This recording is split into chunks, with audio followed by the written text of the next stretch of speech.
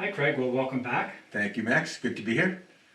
So I guess we're going to talk about the No Kings Rally, which is my wife and I are going to go to in Lexington, and there's a big one in Boston, and you've been to many of these things. There are thousands of them all across America today, Max.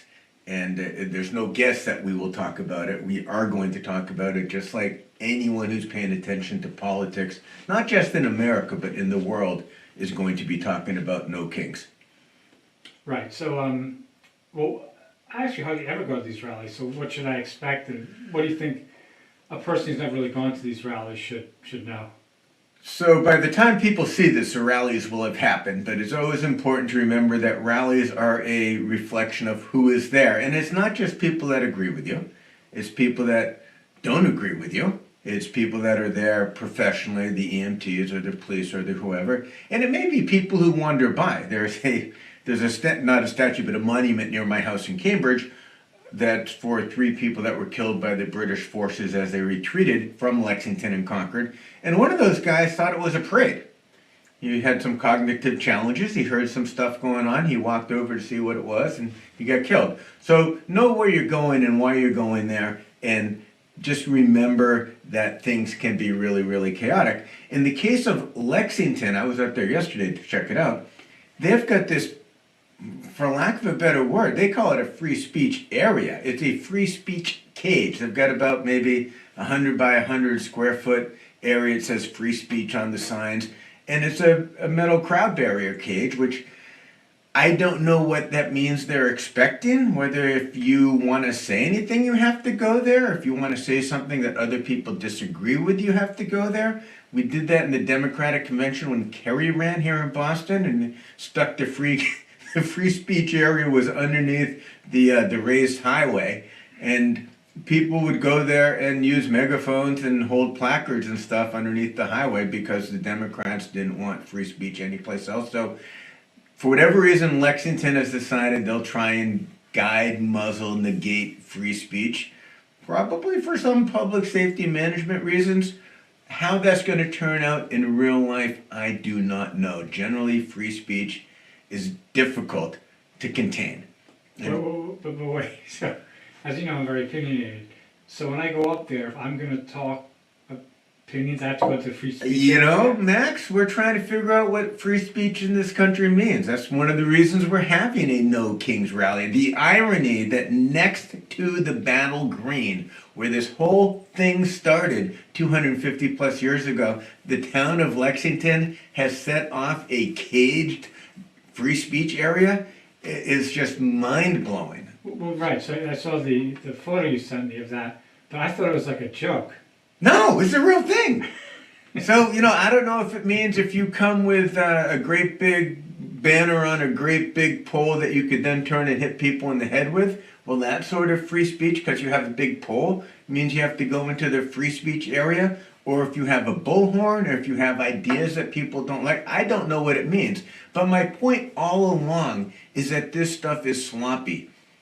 Interactions between... But wait, maybe it's for the extremists, like you're a Nazi, you go in there, or... I don't know how you define who goes into the free speech area. And I get from a public safety management standpoint, folks don't want Craig Kelly standing next to some Republican. And remember, these days we spell Republican with 3 Ks in the middle.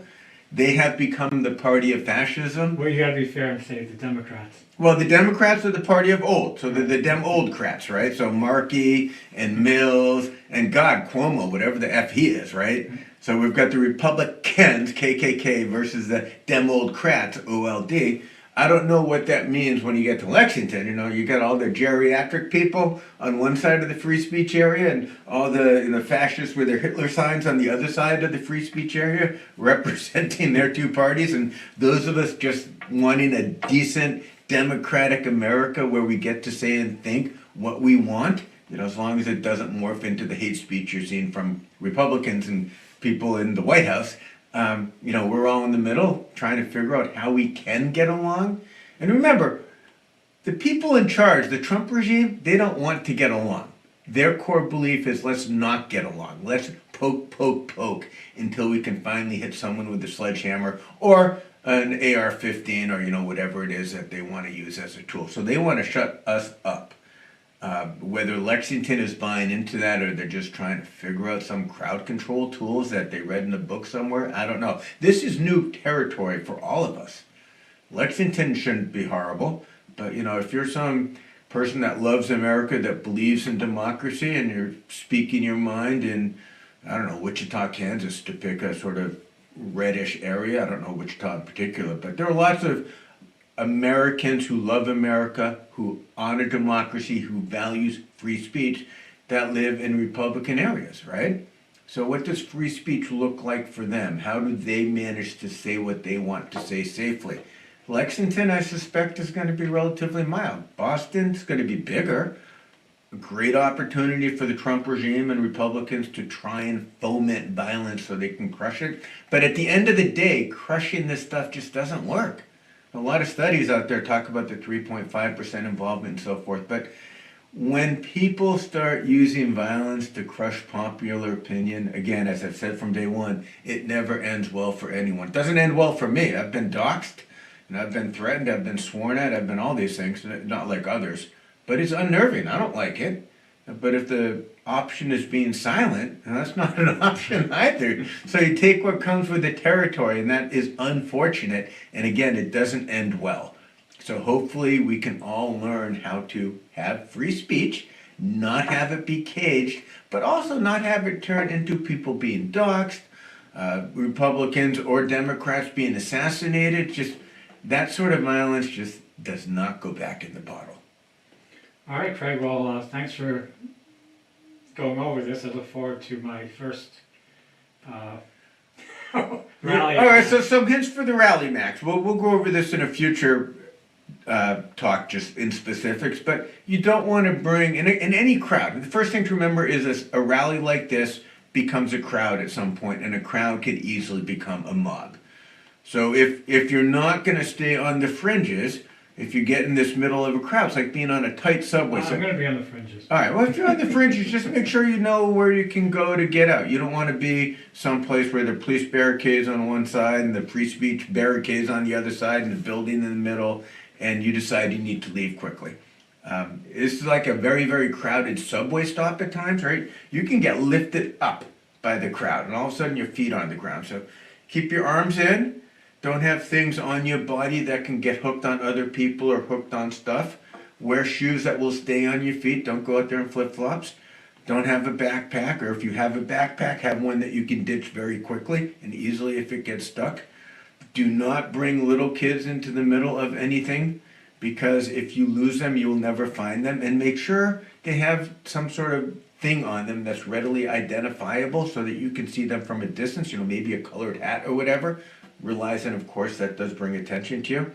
So all these things are sort of common sense that you would do for any crowd, but if it gets big and violent all of a sudden, you don't want to have to be thinking, oh, geez, where's the exit? Oh, geez, my backpack's stuck on something. So I'm sure you'll survive this one, Max.